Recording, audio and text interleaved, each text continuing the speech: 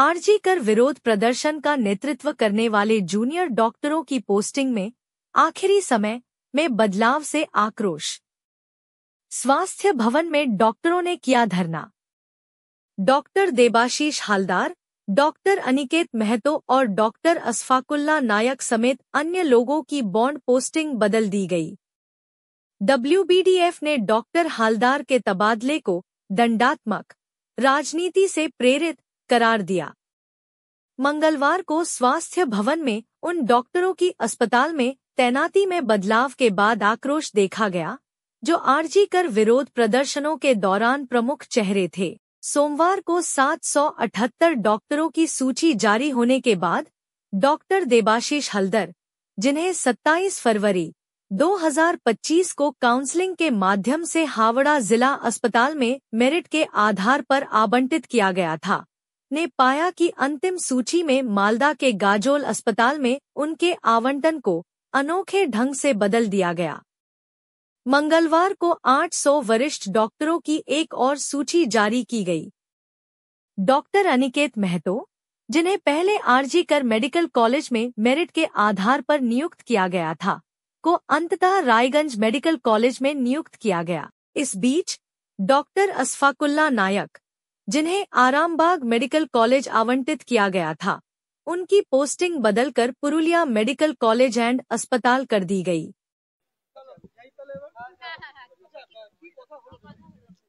আমরা গিয়েছিলাম, আমরা প্রাইমারিলি যে সাইন করেছিলেন যিনি স্পেশাল সেক্রেটারি সুদেশনা রয় চৌধুরী সম্ভবত নাম, তার সাথে দেখা করতে পেরেছি। তিনি বলেছেন যে এই যে জিনিসটা হয়েছে এটার কোনো লজিক ওনার কাছেও নেই। এটা গভর্নমেন্ট অর্ডারে হয়েছে, ভার্বাল অর্ডার না রিটেন অর্ডার সেটা কনফিডেন্সিয়াল, সেটা বলতে পারবেন না এবং ওনার কিছু করার নেই। উনিও বুঝতে পারছেন যে এটা ইললজিক্যাল।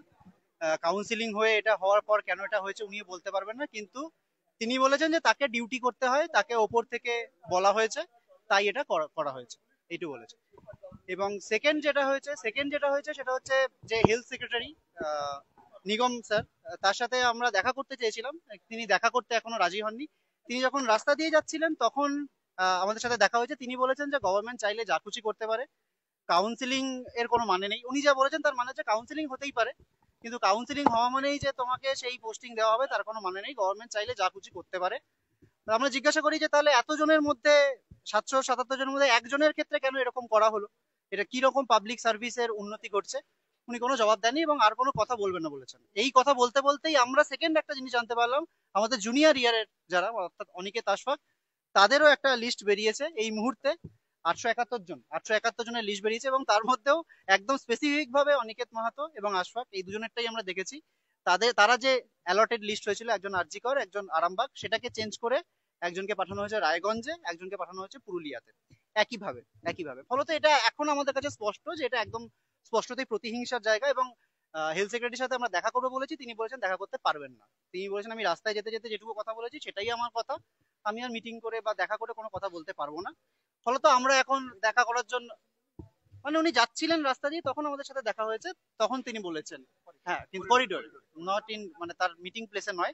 ফলত তিনি আর দেখা করতে পারবেন না। ফলত তিনি যতক্ষণ না দেখা করছেন বা এই মানে তার কি লজিক সদুত্তর পাচ্ছি, আমরা আপাতত এখানে ওয়েট করছি, আমরা অবস্থান করছি না, ওনার ঘরের সামনেই। বাকিটা আমরা আইনি পথে কি আপনারা যাবেন? অবশ্যই দেখুন, আইনি পথে তো যাবোই, সেটা তো পরের কথা, কিন্তু আমি বলছি যে এইরকম একটা জিনিস হলো, আপনারা মিডিয়ারাও যারা রয়েছেন, আমরা বলার চেষ্টা করবো, আপনারা এটা না, এই প্রতিহিংসামূলক বদলি ব্যাপারটা এটা নয়, মানে বদলি কথাটা এটার উপর প্রযোজ্য নয়। তার কারণ হচ্ছে বদলি কথাটা হচ্ছে পোস্টিং এর ক্ষেত্রে প্রযোজ্য। যারা গভর্নমেন্ট জব করেন, যারা এমপ্লয়ি, তাদেরকে হচ্ছে গভর্নমেন্ট পাবলিক সার্ভিসের জন্য যেখানে খুশি পাঠাতে পারে। এটা একটা নির্দিষ্ট কাউন্সিলিং এর মাধ্যমে আমাদের মেধার ভিত্তিতে, প্রাপ্ত মার্কসের ভিত্তিতে আমাদের এরকম হয়েছিল। এবং এরকম না যে বাকি কারোর চেঞ্জ হয়েছে। ওনারা বলছেন পাবলিক সার্ভিসের জন্য হঠাৎ বেছে বেছে এই তিনজনকে, গাজলের উন্নতি, পুরুলিয়ার উন্নতি এবং রায়গঞ্জের উন্নতির জন্য আমাদের তিনজনকে সেখানে পাঠানো হচ্ছে, এটাই ওনার বক্তব্য। বিজ্ঞপ্তিকে চ্যালেঞ্জ করে অবশ্যই আমরা কোর্টে যাবো, আইনজীবীদের পরামর্শ আমরা নিচ্ছি, কিন্তু আমাদের আপাতত তো ওনাকে সদুত্তর দিতে হবে। উনি কোনো সদুত্তর দিতে পারছেন না। অবশ্যই উনি তো দেখা তো করতে হবে, এটা তো মানে নেহাত একটা ভদ্রতার ব্যাপার যে উনি রাস্তায় যেতে যেতে একটা কথা বলে গেলেন যে গভর্নমেন্ট যা খুশি করতে পারে, আমি কিছু, উনি একদম এই ভাষাতেই কথা বলেছেন যে গভর্নমেন্ট চাইলে যা খুশি করতে পারে, আমি এর থেকে বেশি কোনো কথা বলবো না, এই কথা বলে উদ্ধতভাবে উনি চলে গেছেন। দেখুন, আমাদের যেটা বলার, আমার নাম